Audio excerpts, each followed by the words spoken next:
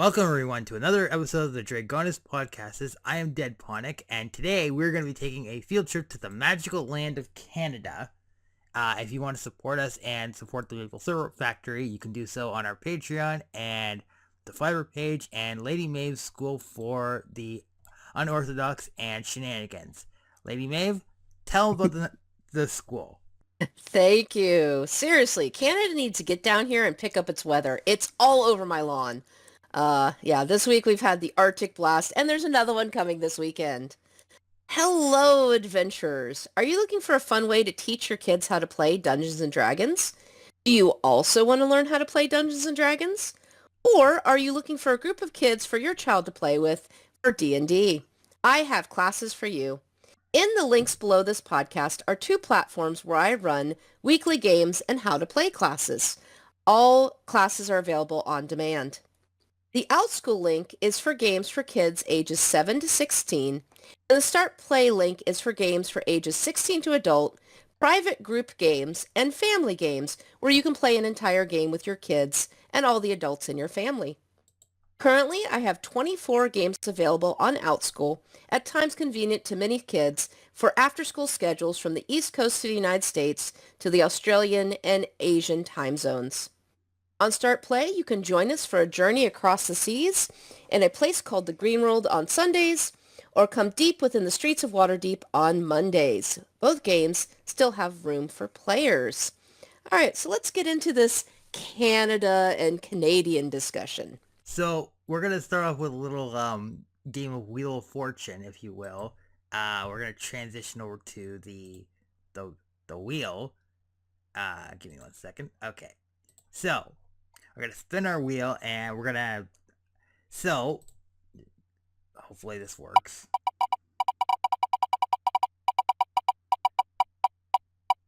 No whammies, no whammies, no whammies. Okay, for 600. What comes to mind when it comes to Canadians and Canada as a country as a whole? What usually comes to mind and what are some of the most well-known stereotypes? So I'm going to preface this with my family is from Canada. We're part French Canadian. And I am in the great state of Florida where we do get a lot of Canadians down here. So the stereotypes I'm used to is we get the snowbirds. They come down for the winter, leave in the spring. They drive really slow in the left lane of all the fast highways. We get people that say "eh" a lot after every sentence. We have hockey, maple syrup. And for those old enough to have watched the old SNL Saturday Night Live episodes in the 80s, we got Bob and Doug McKenzie and a movie they made called Strange Brew, snow, moose, the mounted police on a horse or a moose, hockey with a moose, and Tim Hortons donuts. So the reason I ask this and the reason I bring this up is because we're basically going to be talking about Canadians, but not in the context of the country as a whole, because we want to avoid all the political stigma here.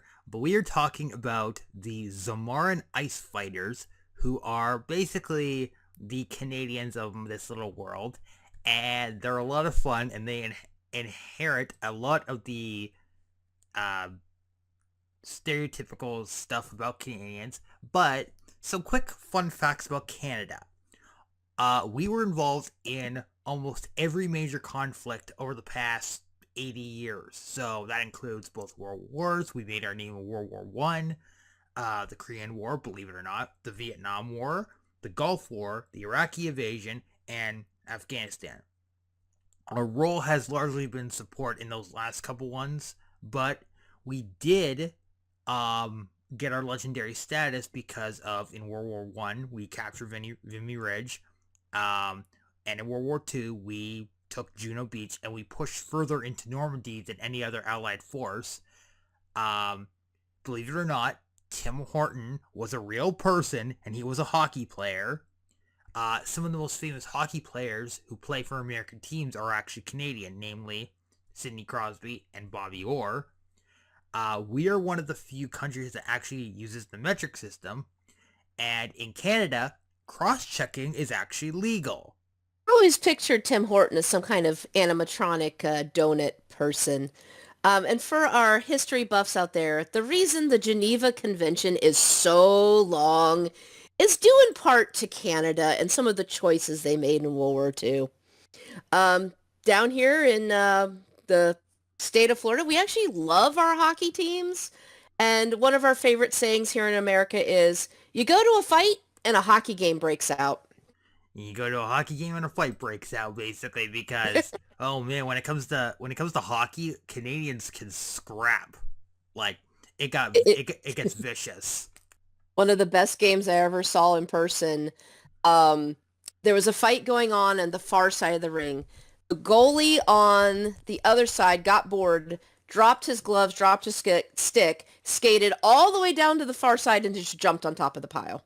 So going back to getting on topic here, so the Zamarans, they live in the farthest north of the northern of the first continent. They survive in minus 75-degree weather, which I'm not gonna try to convert to imperial because I'm just used to the metric system. Um, they are pretty much the closest thing you can get to enhanced humanoids without delving into bionics or magical augmentation. And since we're talking about a frozen wasteland here or a frozen tundra, I have to get my ice pun out of the way. What killed the dinosaurs? The Ice Age. I So I might have done my math a little wrong. Is that negative 75 in Celsius? yes, it would be Celsius, but Okay. So for those of you who'd use freedom units that would be a negative 103 degrees Fahrenheit. And in freedom units, that would also equal like 10 freezers and 12 polar bears. Okay, let's strap some sharp blades and knives to our feet, grab some big sticks to hit people with, and jump into the fray. fun fact about that, in Canada, hockey sticks are technically classified as weapons. So, hockey is the only sport that I know of where you can legally wield a weapon, technically. Aside from, fencing. I think all countries consider hockey sticks weapons with the way they're used. So, of the many stereotypes regarding Canadians that the Zamarans embrace, there are two that stick out and are the most well known. Obviously, the hockey sticks and igloos. The igloos are built from the ice of the land, and this ice is particularly special because it doesn't actually melt under heat, either, natural fires, magical fires, or even just regular body heat. So it doesn't melt that. The hockey stick is more of an intimidation tool than a weapon, but you put a blade on the end of that thing and you got yourself an impromptu axe. And the blizzards are so powerful that they can snuff out any magically created flames and regular flames too. And without the proper conditioning and clothing, namely parkas and, fur coats, a person can actually become a human popsicle in a matter of minutes or die of extreme hypothermia within 10 minutes because of all the blood in their body and all their vital fluids just freezing. It's kind of like that scene in The Shining where the guy's literally he's in the snow and he's just frozen there and he's pretty much dead. It's blue. I'm reminded of the Fifth Element where the main character says, "No, I am a human meat popsicle." It sounds like if you're bringing your players to this area of the world, you're going to need rings of warmth or boots of the winterland to travel around without freezing to death. Okay, so what if a group was able to grab some of this magical ice and take it south to a desert city? Would the ice eventually melt in the warmer temperatures, or is this desert town about to get their first outdoor skating rink? Well, the idea is that basically because, as I'm going to reveal later, basically this ice is it's magical, and I swear to God, if anybody makes a Frozen reference, I'm gonna lose it because I've seen Frozen enough times to know where this is going. Basically, you try to take any kind of ice outside of the territory, it just melts. There's no getting around Okay. it. Okay. And the We'll reason, let it go then. yeah. So the reason the land is like this is because a very long time ago, a white dragon made one of the very few mountains its home, And unfortunately, the dragon was being hunted by some unsavory folk, but the dragon basically had insurance. When the hunters actually tracked down the dragon to its lair and managed to kill it, its death set off effectively an eternal winter, speaking of frozen, that spread for miles until it hit the ocean. However, there was no ill intent behind this beyond punishing the hunters for their inability to see the bigger picture and their misguided belief that all dragons are dangerous. So if anyone's running the D&D game, Icewind Dale, Rime of the Frost Maiden, this is kind of the plot for that one. There's a minor goddess of winter. She gets upset because her boyfriend broke up with her. She throws a temper tantrum and freezes the entire land. So you can use some of the ideas if you'd like in that game. The eternal winter seems to be a reoccurring theme in many folklores. And it's fun to imagine that you're in a frozen wasteland, especially in the heat of summer. These are great places to imagine when it's really hot outside. It is a lot of fun. Right now, not so much. It's cold right now. Oh gosh, it's perfect for building snowmen though. Yeah, our snowmen tend to melt here right away. Our problem up here is when people, we build the massive snowballs, and then kids from other schools are just walking through, they come along and they kick the snowball, and that kid that worked all recess to build that thing is now crying because the snowball fell apart. It's like, no. And Olaf. And we make big snow forts too. It's a lot of fun.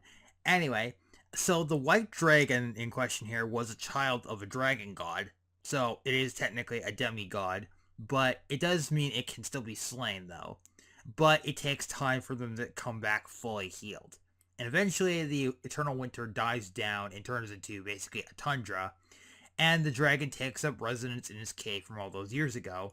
And he doesn't really hold a grudge against the hunter, but he works to give the humans who now dwell there wisdom on how to survive, and they have taken to embracing him and protecting him from outsiders who want, dragon hide and dragon meat for supper.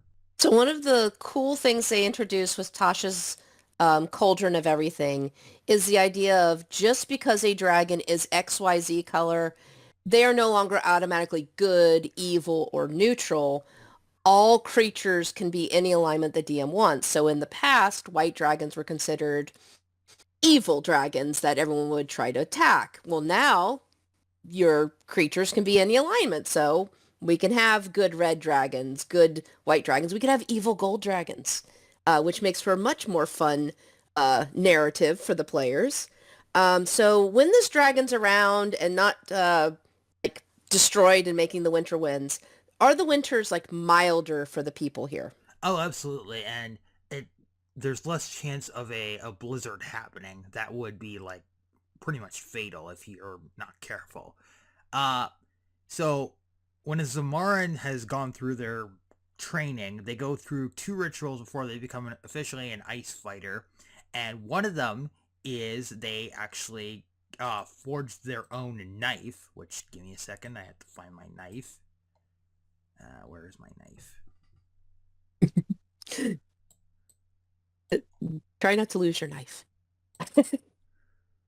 Yeah, I don't know if you've ever seen Crocodile Dundee, but basically it's something like that. Love Crocodile Dundee.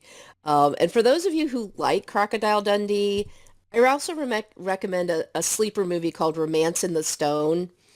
It is the same energy as Crocodile Dundee, and it is an adventure romance. It is very good.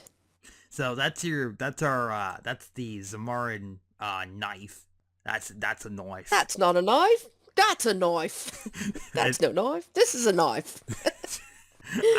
I love Paul Hogan. He is, and I don't know if anybody knows this, but the crocodile that was actually in the movie, he actually sadly passed away. Oh no! And they can live 90, 100 years. They're pretty long-lived creatures. Yeah. Old dinosaurs. Pretty much. Yeah, so do they use any special metal for these? Or are we talking a steel knife, iron knife? Are they using that magical ice for these? They use the magical ice, and they can form it into whatever they want. It's stronger than regular steel. Like, in terms of like the scaling, so you have like, say, your Taurian steel, which is your standard. Then you have a higher quality, which would be something like Dwarven steel. Then you've got Elven steel, and then you've got Runian steel, and then you've got like Dragon Ignite, basically. If anybody's played Skyrim, you'll know what this is. But I would say that Zamaran Ice Steel is actually higher quality than Dwarven Steel. There are two different And you types of. Oh, sorry. Go ahead. you probably want that kind of material here in the brittle cold because that steel or iron might get really brittle in the freezing temperatures.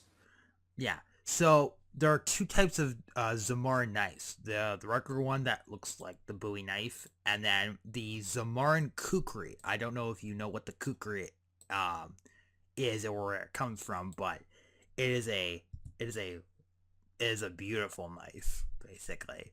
We'll have to make sure we put a picture of it up so Yeah. everyone can see it. Yeah, I will do that in post. Don't But worry. yes, it is a gorgeous knife, and it's quite useful in combat. Yeah. So there's that. There's the Zamaran Kukri, and then the second part, the ritual that they go through, is that they will ritually sever one of their toes and sacrifice this at the only lake in Zamar, which doesn't freeze over. They believe that by doing this, that the white dragon will protect them and give them wisdom when they ask for it. And once their duty to their village and kingdom is fulfilled, the toe will be returned to them.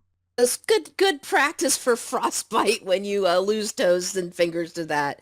So do they get more wisdom if they use like their big toe as opposed to their little toe? Like, is it I guess proportional to what digit they sacrifice? well, the common thing is to sacrifice the big toe, or sometimes the little toe. It really doesn't matter, but the big toe would probably be, it would be a bigger sacrifice, and only like, someone who is truly committed would do that. And don't worry, they cauterize the toe so that, um, uh, they don't, die from blood loss and all that. So there's something called the Whispering Wind. Zamar shaman have been known to manipulate the blizzard winds to send messages, form shields, summon ice creatures, and even trap heat to keep people who are unprepared warm and safe. They also have the ability to, well, basically ice bend and create mini igloos. So would you consider the shamans to be more of a druid class or a religious cleric class in the game? I say they're druid because their ability to summon Okay. ice creatures is more druidic.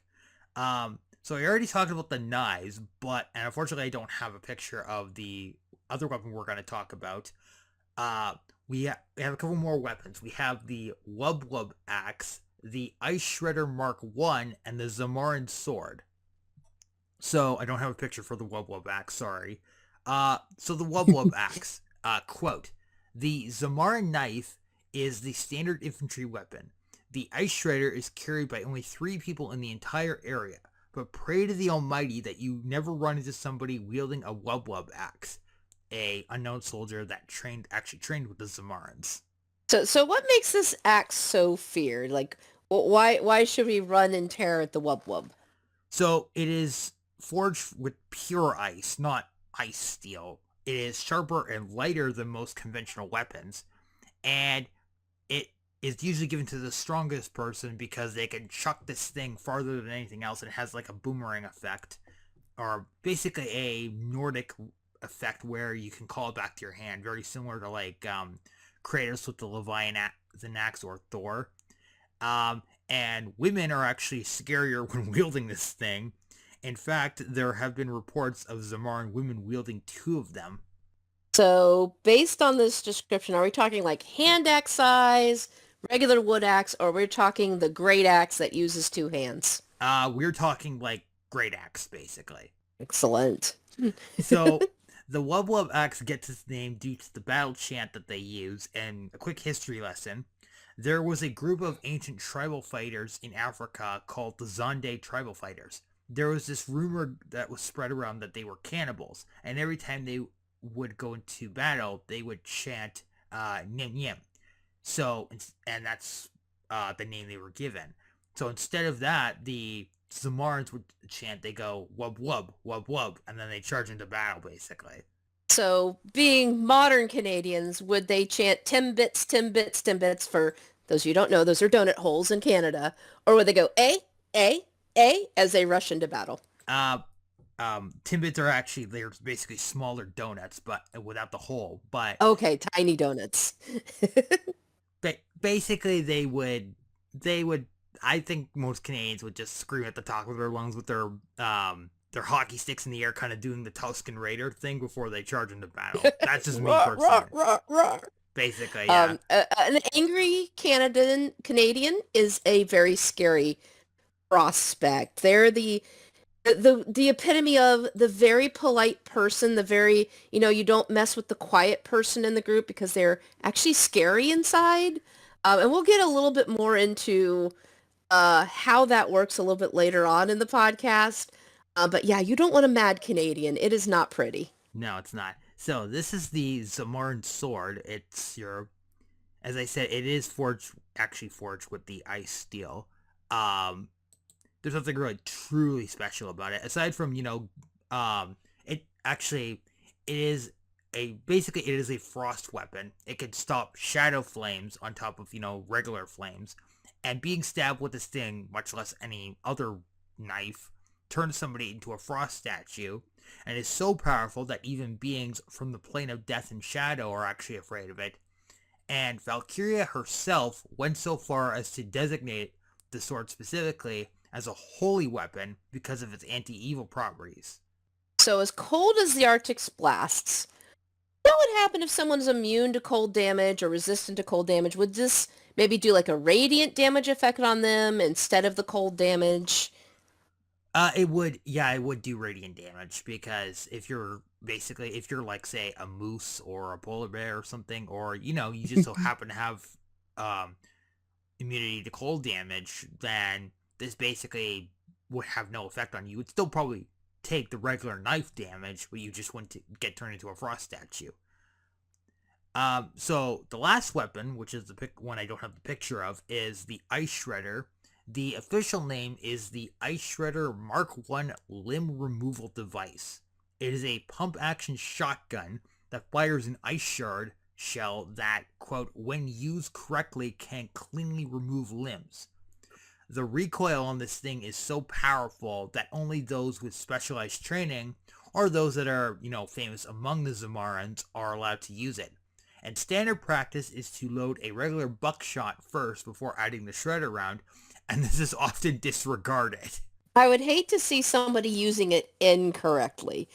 So this is a type of Vorpal weapon that doesn't just take off the head of a target, but you could go for an arm, you could go for a leg, kind of thing. Yeah, basically. So, the Zamaran fighters, they technically recognize the rule of Sumeria to the south and Tor further to the south, but they often rule themselves, and when they are asked to fight, they always answer, and they only send as many as are needed to get the job done. It usually will be like one fighter or one team of 5 usually, and they prize honor and skill above victory. And unlike most other elite infantry that you see in floating around in media, they don't look down on the common soldier. Looking at you, Katachin, talking about the Cadians, but yes, they will not hesitate to flex their muscles when someone under their guidance is threatened, and they can casually snap a Grunkar's neck with one hand. Hey, don't mess with Canada. That's a lesson the world has learned. So in this world, do they have creatures similar to the moose, the polar bear? And I know that in D&D there are dire moose. There are dire wolves, and there are basically giant cats, or basically predators, cat-like predators that are basically, they just wander the land and they take whatever they can get. The Zamarans tend to either hunt them specifically, or they just kind of leave them alone. They don't really, they mostly hunt deer and rabbits and sometimes moose. But the thing about the moose is that they will only hunt it if they're, low on food and they need like a high quality meat to keep them, to warm them up kind of thing. So let's quickly talk about some characters. So we've got our first character. Her name is Senna Mulberry. She is the barkeep and owner of the only tavern in Zamar, and she named it the Chill Zone. She is one of the only people that carries an ice shredder, and I kind of like to think of her as like the Guinan from Star Trek. She knows how to throw down when she wants to. She also has a frost pig that follows her everywhere and doubles as her mount. Don't mess with those frontier ladies. They don't put up with any disrespect or sass whatsoever. And there's another character we're going to talk about later on that has just won my heart just reading his description, and we'll get into him soon. So there's another character. His name is Frost Howler Galvin. Quote, "Sir, there's a frackin' icicle in Maxon's chest, sir. Suck it in, Jackson. That's live ordnance. Now get out of the tank." So Major Galvin is basically one of the best officers that has ever existed in this world. He is the most feared Zamaran. He has an ice shredder. He's the other one who carries the ice shredder. He got his claim to fame because he was doing a scouting mission for the Isaru in Char, and he was in Char at the time. He saw a non-human being being harassed by the city guard. And one thing to know about Major Galvin specifically is that he is 6.5 feet tall and he is very strong. Making another Frozen reference here, the guy in the store, when he stands up, he's like really tall kind of thing, basically. So he goes up to the guard captain and very politely tells him to, quote, "quit being non-human hating bastards." The Charians, not realizing who this guy is, decide to take their anger out on him because they consider him to be an abomination because he's so tall.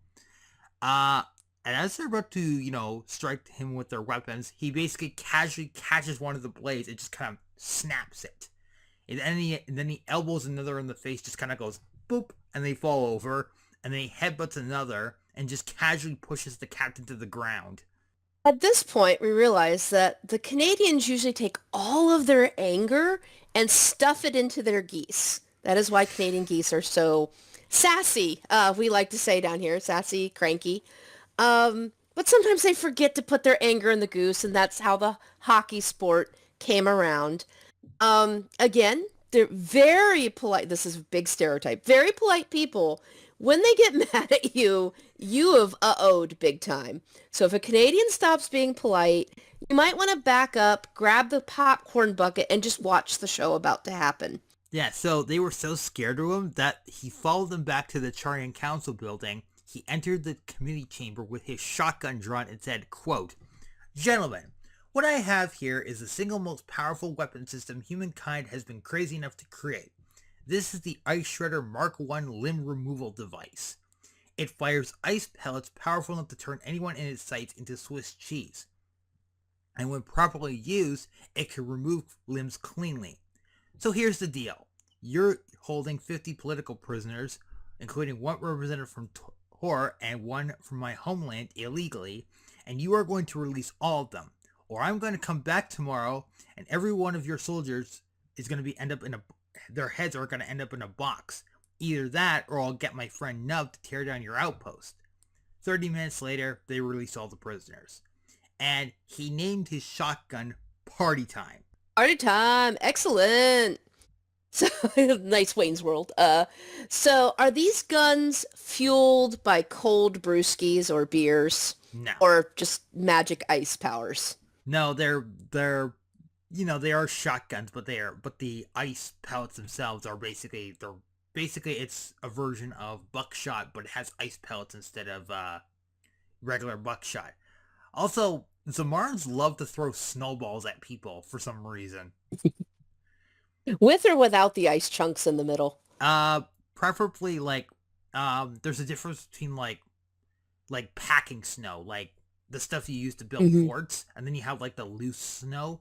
They prefer the packing snow. It hurts a lot more. It's like throwing a rock at somebody. Oh dear. Okay, yes. And for those of you who play D&D, there's a lovely spell called Snillock's Snowball Swarm, where you can just pound your enemies with snowballs in the same manner. It kind of reminds me of that scene in Elf, even though I don't like that movie. The one where he gets hit with a snowball and he goes, "Ah, son of a nutcracker!" And then he builds like a bunch of snowballs. And he starts pelting everybody. It's like, huh? That's something like that. So Ew. he's got three abilities. He's got cocked, locked, and ready to rock, where he re-rolls to hit on his shotgun if it's below a 12. And the next shell he fires is guaranteed to be a shredder round. Oof. These sound a lot like the double-barreled muskets that the GIF will carry in Spelljammer. And these are like the hippo people. You can pronounce it GIF or GIF. They're playing on the whole joke about the graphic interface, how you pronounce that. Uh, these creatures, best way to think about them is if the British Empire were hippos. They're very militaristic and they like to invade places and take them over and make colonies.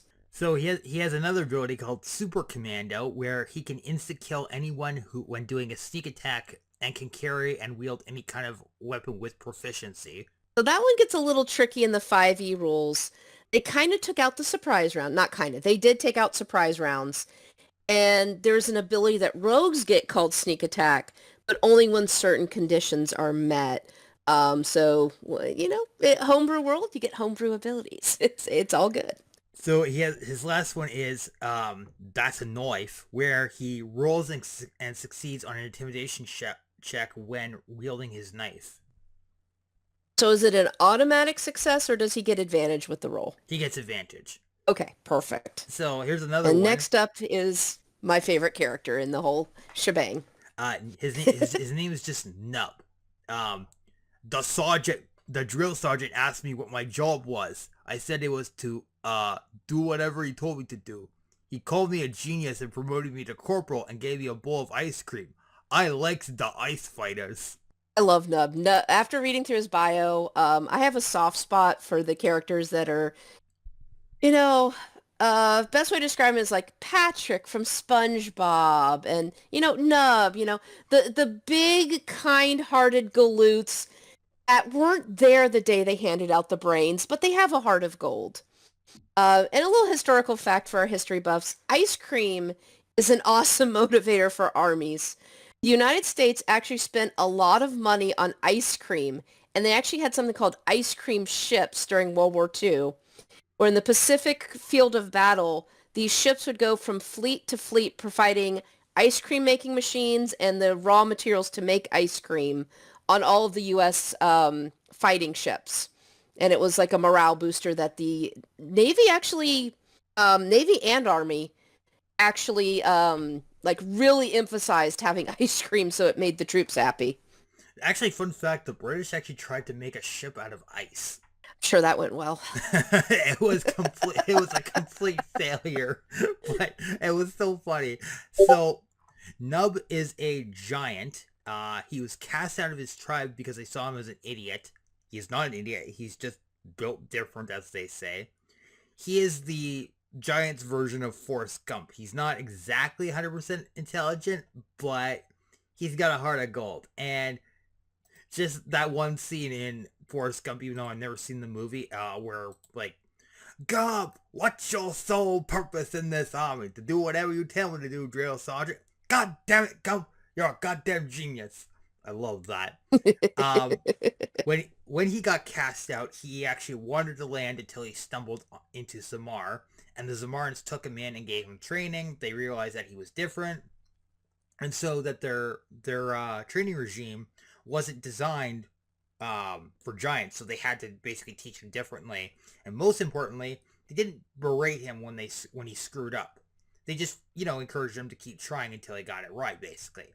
And so he runs around and hip fires an AA-26, which is basically the AA-12 of D&D, if you will.